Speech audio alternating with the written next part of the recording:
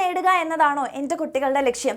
അങ്ങനെയാണെങ്കിൽ ഞാൻ ഈ പറയുന്ന 7 മിസ്റ്റേക്സ് നിങ്ങൾ വരുത്തുണ്ടോ എന്നുള്ളത് കൃത്യമായിട്ട് നിങ്ങളൊന്ന് നോട്ട് ചെയ്യുക.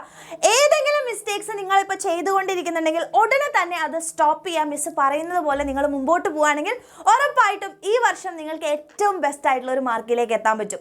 അപ്പം നമുക്കറിയാം ഈ വർഷം പുതിയൊരു തുടക്കമാണ്. അപ്പം നമ്മളെല്ലാവരും വിചാരിക്കുന്ന ഒരു കാര്യമുണ്ട്, ഈ വർഷമെങ്കിലും കഴിഞ്ഞ വർഷം നമ്മൾ ചെയ്തിട്ടുള്ള മിസ്റ്റേക്സ് ഒന്നും നമ്മൾ വരുത്താതെ ഏറ്റവും നല്ല ഒരു മാർക്കിലേക്ക് നമ്മൾ ഇപ്രാവശ്യം എത്തും അല്ലേ? അപ്പോൾ ഏറ്റവും ഇമ്പോർട്ടൻ്റ് ആയിട്ട് നിങ്ങൾക്ക് ഏറ്റവും ബെസ്റ്റ് ആയിട്ടുള്ള രീതിയിൽ പഠിച്ചു പോകണമെന്നുണ്ടെങ്കിൽ നമ്മൾ അറിഞ്ഞോ അറിയാതെയോ കുറേ മിസ്റ്റേക്സുകൾ വരുത്തി വെച്ചിട്ടുണ്ടാവും. ചിലപ്പോൾ നിങ്ങളിപ്പോൾ പഠിക്കുന്നതിൻ്റെ കൂട്ടത്തിൽ തന്നെ നിങ്ങൾ ഈ മിസ്റ്റേക്സ് ചെയ്തിട്ടായിരിക്കും പോകുന്നുണ്ടാവുക.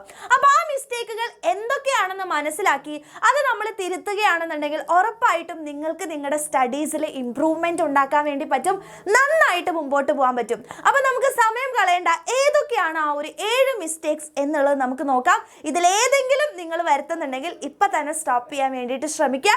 ആൻഡ് ഈ ഒരു വീഡിയോ നിങ്ങൾ എന്തായാലും നിങ്ങളുടെ ഫ്രണ്ട്സിനൊക്കെ ഷെയർ ചെയ്ത് കൊടുക്കണം.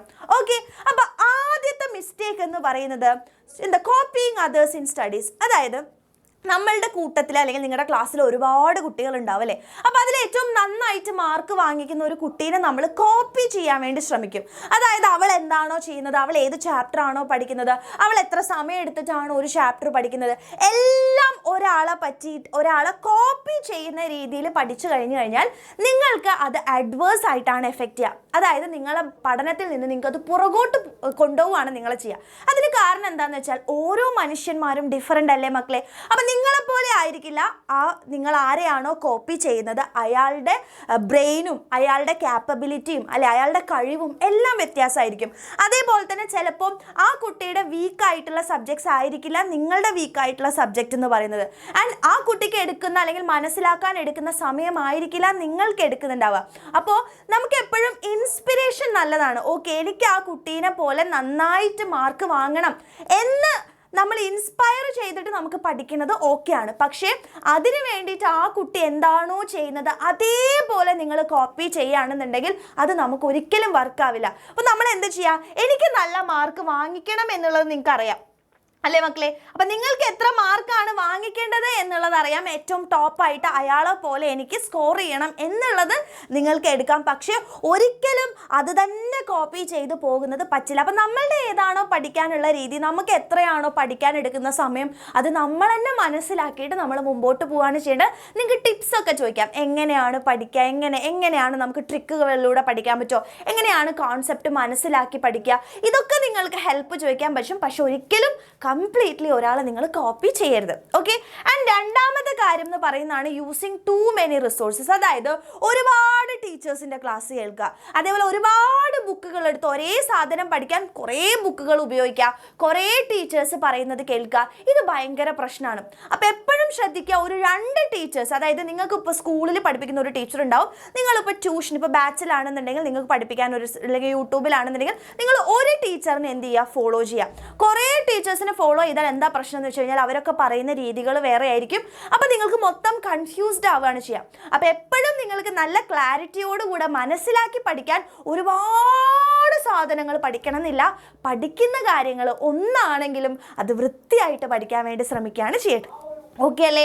ആൻഡ് അടുത്ത കാര്യം എന്ന് പറയുന്നതാണ് ഇഗ്നോറിങ് വീക്ക് സബ്ജക്റ്റ്. ഒരുപാട് കുട്ടികൾ ചെയ്യുന്ന ഒരു പ്രശ്നമാണ്, എനിക്ക് മാത്സ് അറിയില്ല, അതുകൊണ്ട് ഞാൻ ഇനി മാത്സ് പഠിച്ചിട്ട് യാതൊരു കാര്യമില്ല, ഞാൻ മാത്സിലേക്ക് ഇനി തിരിഞ്ഞു നോക്കുന്നില്ല, എനിക്ക് അറിയുന്ന സബ്ജക്ട്സ് മാത്രം ഞാൻ പഠിച്ചേക്കാം എന്ന് വിചാരിച്ച് പഠിക്കുന്ന ഒരുപാട് കുട്ടികളുണ്ട്. അതിൽ നിങ്ങളുണ്ടെങ്കിൽ ഇപ്പം തന്നെ സ്റ്റോപ്പ് ചെയ്യോ. നിങ്ങൾ ചെയ്യുന്ന കാര്യം ഏറ്റവും വലിയൊരു മണ്ടത്തരാണ്. അപ്പോൾ വീക്കർ സബ്ജക്റ്റ് നമുക്ക് ഉണ്ടെന്നുണ്ടെങ്കിൽ എല്ലാവർക്കും വീക്കർ സബ്ജക്ട്സ് ഉണ്ടാവും അല്ലേ? അപ്പോൾ അതിനെ നമുക്ക് എന്ത് ചെയ്യണം? സ്ട്രോങ് ആയിട്ടുള്ള സബ്ജക്റ്റ് ആവാൻ അതിനാണ് നിങ്ങൾ കൂടുതൽ സമയം കൊടുക്കുന്നത്. എന്തുകൊണ്ടാണ് എനിക്കത് വീക്കായി പോകുന്നത് നമ്മൾ മനസ്സിലാക്കണം. അത് പഠിപ്പിക്കാൻ വേണ്ടിയിട്ട് നിങ്ങൾ ആരെങ്കിലുമൊക്കെ ആശ്രയിക്കാം. അപ്പോൾ അത് മനസ്സിലാക്കി തരുന്ന ടീച്ചേഴ്സ് നിങ്ങൾക്ക് അവൈലബിൾ ആയിരിക്കും. അപ്പോൾ അവരെ നോക്കിയിട്ട് നിങ്ങൾ പഠിക്കുക, കൂടുതൽ സമയം എടുക്കുക, കുറേ ക്വസ്റ്റ്യൻസ് ചെയ്യുക. അപ്പോൾ തന്നെ നിങ്ങൾക്കത് എന്തായി മാറും? സ്ട്രോങ് ആയിട്ടുള്ള സബ്ജക്റ്റ് ആക്കി മാറ്റാൻ നമ്മൾ ശ്രമിക്കണം. ഒരിക്കലും നിങ്ങൾ വീക്കർ സബ്ജക്റ്റിനെ ഇഗ്നോർ ചെയ്യരുത് കേട്ടോ. അപ്പോൾ അത് നിങ്ങൾ ഫുൾ മാർക്കിലേക്ക് നിങ്ങൾ ഉറപ്പായിട്ടും അത് എന്ത് ചെയ്യുക, ആ ഫുൾ മാർക്കിലേക്ക് എത്തിക്കാൻ വേണ്ടിയിട്ട് അതൊരിക്കലും ഹെൽപ്പ് ചെയ്യില്ല എന്ന് ആലോചിക്കുക. ഓക്കെ, ആൻഡ് അടുത്ത ഒരു കാര്യമാണ്, അടുത്ത ഒരു മിസ്റ്റേക്ക് എന്ന് പറയുന്നതാണ് നമ്മളുടെ നോട്ട് ടേക്കിംഗ് എക്സാംസ് നമുക്കറിയാം. ഇപ്പോൾ നമുക്ക് ഒരുപാട് എക്സാംസ് വരും അല്ലേ. ക്ലാസ് ടെസ്റ്റുകൾ വരും, ഓണം എക്സാം വരും, അതുപോലെ തന്നെ ക്രിസ്മസ് എക്സാം വരും, ഫൈനൽ എക്സാം വരും. അപ്പോൾ നമ്മൾ ഒരുപാട് പേര് വിചാരിക്കുന്ന ഒരു കാര്യമാണ് ഫൈനൽ എക്സാം അല്ലേ, അപ്പോൾ ഫൈനൽ എക്സാമിന് നമുക്ക് ഇമ്പോർട്ടൻസ് കൊടുത്താൽ മതി, ബാക്കിയുള്ള എക്സാമിനൊന്നും വലിയ ഇമ്പോർട്ടൻസ് കൊടുക്കണ്ട എന്ന് വിചാരിക്കുന്നുണ്ടെങ്കിൽ അതും അടുത്ത വലിയ പൊട്ടത്തെറ്റാണ്. നിങ്ങൾ മനസ്സിലാക്കണം, ഓണം എക്സാമിന് നമുക്ക് കുറച്ച് ചാപ്റ്റേഴ്സ് ആണ് പഠിക്കാനുള്ളത്. അപ്പോൾ ഈ ഓണം എക്സാമിന് നമ്മൾ സീരിയസ് ആക്കി എടുത്തു കഴിഞ്ഞാൽ നിങ്ങൾക്ക് ആ ഓണം എക്സാമിൻ്റെ പോർഷൻസ് ഓണം എക്സാമിൻ്റെ ഉള്ളിൽ തീർക്കാൻ പറ്റും. പിന്നെ ക്രിസ്മസ് എക്സാം വരുമ്പോൾ ബാക്കിയുള്ള ചാപ്റ്റേഴ്സ് തീർക്കാൻ വരും. അപ്പോൾ ഫൈനൽ എക്സാം ആകുമ്പോൾ നിങ്ങൾക്ക് വളരെ വലിയൊരു ഭാരമായിട്ട് തോന്നൂല, നിങ്ങൾക്ക് ഈസി ആയിട്ട് മുമ്പോട്ട് പോകാൻ പറ്റും ഓരോ എക്സാംസിനെയും സീരിയസ് ആയിട്ട് എടുക്കുകയാണെങ്കിൽ. ഓണം എക്സാമിനും പഠിച്ചില്ല, ക്രിസ്മസ് എക്സാമിനും പഠിച്ചില്ല, ക്ലാസ് ടെസ്റ്റിനും പഠിച്ചില്ല, അവസാനം നിങ്ങൾക്ക് ഇതെല്ലാം കുന്നുകൂടി കിടക്കും. പിന്നെ ടെൻഷനാവും, മാർക്ക് കിട്ടാണ്ടാവും, പിന്നെ കംപ്ലീറ്റ്ലി നിങ്ങൾ ഡൗൺ ആയിട്ട് പോകും. സോ ഓരോ എക്സാംസിനെയും അതിൻ്റേതായിട്ടുള്ള സീരിയസ്നെസ്സിൽ എൻ്റെ കുട്ടികളെ എടുക്കാൻ വേണ്ടിയിട്ട് ശ്രമിക്കുക കേട്ടോ. ഇനി അടുത്ത ഒരു കാര്യമാണ് റിവിഷൻ നടത്തില്ല. അതായത് കുറേ കാര്യങ്ങളൊക്കെ പഠിച്ചു പോകും, പിന്നെ ആ വഴിക്ക് തിരിഞ്ഞു നോക്കൂല. എന്താ പ്രശ്നം?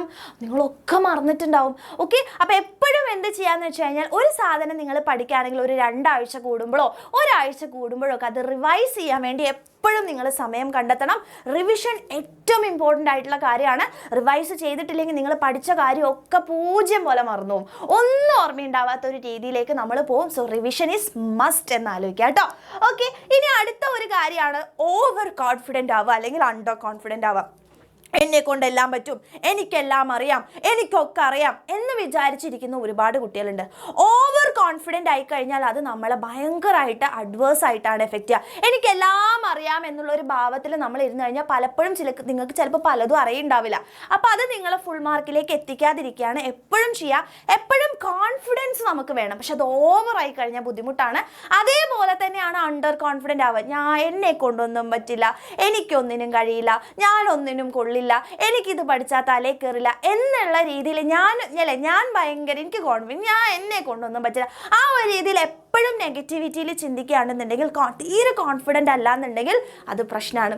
എപ്പോഴും ഒരു പോസിറ്റീവ് ആയിട്ടുള്ള രീതിയിൽ എന്നെ കൊണ്ട് പറ്റും, എനിക്ക് പഠിച്ചാൽ കഴിയും അല്ലേ, ആ ഒരു പോസിറ്റിവിറ്റിയോടുകൂടെ നിങ്ങൾ മുമ്പോട്ടേക്ക് പോകാൻ വേണ്ടി ശ്രമിക്കുക. ഈ രണ്ടും ബാലൻസ് ചെയ്ത് കൊണ്ടുപോകാൻ വേണ്ടി ശ്രമിക്കുക കേട്ടോ. Be confident, not over confident or under confident എന്ന് ആലോചിക്കുക. ഓക്കെ, ഇനി ഏറ്റവും അവസാനമായിട്ടുള്ള കാര്യമാണ്, ഒരുപാട് കുട്ടികൾ ചെയ്യുന്ന ഒരു കാര്യമാണ് ഡൗട്ട്സ് ഒന്നും ക്ലിയർ ചെയ്യൂല. ക്ലാസ് എടുക്കുമ്പോൾ ടീച്ചറോട് ചോദിക്കാൻ മടിയായിരിക്കും, അല്ലെങ്കിൽ മറ്റുള്ളവരെന്താ വിചാരിക്കുക, ഇവൾ പൊട്ടിയല്ലേ, ഇവക്കൊന്നും അറിയില്ല എന്ന് മറ്റുള്ളവർ വിചാരിക്കും എന്നൊക്കെ വിചാരിച്ചിട്ട് നിങ്ങൾക്ക് ഡൗട്ട് ഉണ്ടെങ്കിൽ പോലും നിങ്ങൾ നന്നായിട്ട് അറിയുന്ന പോലെ ഇരിക്കും അല്ലേ, തലയാട്ടി ഇരിക്കും, ഒരു ഡൗട്ട്സും ക്ലാരിഫൈ ചെയ്യില്ല. അതെന്താ പ്രശ്നം? നിങ്ങൾക്ക് മാർക്ക് കിട്ടാണ്ടാവും അതെന്ന് ചോദ്യം ചോദിച്ചു കഴിഞ്ഞാൽ അല്ലേ. അപ്പോൾ എപ്പോഴും മനസ്സിലാക്കാൻ, നിങ്ങളിപ്പോൾ ബാച്ചിൽ ജോയിൻ ചെയ്യുകയാണെന്നുണ്ടെങ്കിലും അതേപോലെ തന്നെ നിങ്ങൾ സ്കൂൾസിലാണെങ്കിലും എപ്പോഴും ധൈര്യസമേതം നിങ്ങൾ എന്ത് ചെയ്യുക, ആ ഡൗട്ട്സ് ചോദിക്കുക ആൻഡ് മനസ്സിലാക്കുക. എന്തുകൊണ്ടാണ് മിസ് ചെയ്ത് വന്നത്, എനിക്ക് മനസ്സിലായിട്ടില്ല, ഒന്ന് പറഞ്ഞു തരുമെന്ന് വെച്ചാൽ എല്ലാ ടീച്ചേഴ്സും നിങ്ങൾ പറഞ്ഞു തരും കേട്ടോ. ഓക്കെ, ആൻഡ് മറ്റുള്ളവരെന്ത് വിചാരിക്കും എന്ന് വിചാരിക്കുകയാണെന്നുണ്ടെങ്കിൽ നിങ്ങൾ എന്ത് ചെയ്യുക, ഇപ്പോൾ ബാച്ചിലൊക്കെ ക്ലാസ് ഉണ്ടെങ്കിൽ നിങ്ങൾക്ക് ഡയറക്റ്റ് ആയിട്ട് ടീച്ചേഴ്സിൻ്റെ അടുത്ത് നിങ്ങൾക്ക് ചാറ്റ് വഴിയൊക്കെ ചോദിക്കാം, അപ്പോഴും ടീച്ചേഴ്സ് ക്ലിയർ ചെയ്ത് തരും. അപ്പോൾ എന്തിരുന്നാലും നമ്മളുടെ ആവശ്യമാണ് ഡൗട്ട്സ് ക്ലിയർ ചെയ്യണം എന്നുള്ളത്. അപ്പോൾ എന്തായാലും നമ്മൾ ഡൗട്ട്സ് ക്ലിയർ ചെയ്തിട്ടേ മുന്നോട്ട് പോകാൻ പറ്റുള്ളൂ. അപ്പോൾ ഈ ഒരു 7 മിസ്റ്റേക്സ് നിങ്ങളിൽ എന്തായാലും പലരും വരുത്തുന്നുണ്ടാവും എന്ന് എനിക്കറിയാം.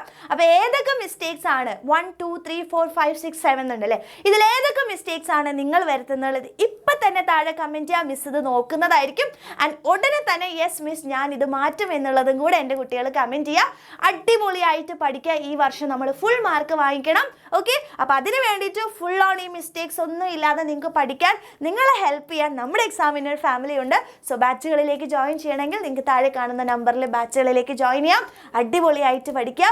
ഫ്രണ്ട്സിന് എല്ലാവർക്കും ഈ ഒരു യൂസ്ഫുൾ ആയിട്ടുള്ള വീഡിയോ ഷെയർ ചെയ്ത് കൊടുക്കുക. Thank you.